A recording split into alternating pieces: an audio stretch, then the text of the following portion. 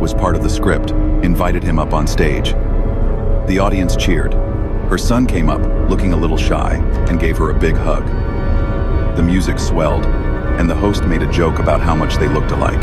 Everything felt totally normal until the camera cut out. The screen went black for a few seconds. When it came back, it wasn't the stage anymore. Now, the feed showed security footage from inside the building, narrow hallways, dim rooms, concrete stairs. The screen was split into several little frames, each one showing a different corner of the place. At first, I was confused. I figured it might be part of the show. Some new game? A prank? But no one said anything. No voices. No explanation. In the center of the screen, one camera slightly bigger than the rest showed the stage. And what happened next is something that'll haunt me for the rest of my life. A gunshot. The host was on the floor, dead. Blood pouring from his head. People screamed. A figure in black, face covered with a scarf, came out from behind the big screen on stage and started shooting.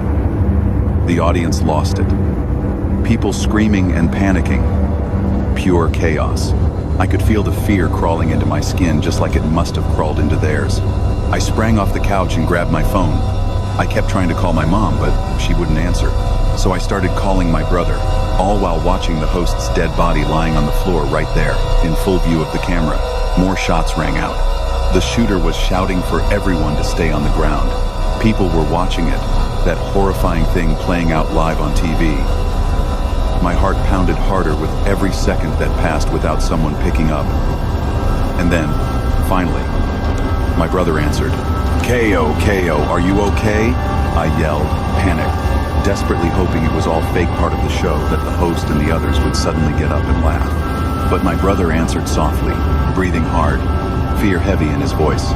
"Help! They're shooting everyone. Everyone." My heart almost stopped. I scanned the main audience feed, trying to find where he could be. There must have been 100 people in there, but I couldn't spot him. "Where are you?" I asked, desperate. "In the bathroom," he whispered. Thank God. He'd gone there before it all started. I could hear him crying quietly, and then he asked about our mom. "Mom, do you think they got her?" "She stayed out there." His words were full of fear and heartbreak, and I couldn't find her either, not in that mess of bodies and panic. The doors seemed locked, no one could get out of the main room where the show was happening. There were more bodies on the floor. My biggest fear was finding my mother's body among them. Another man appeared, also with a scarf over his face and dressed completely in black.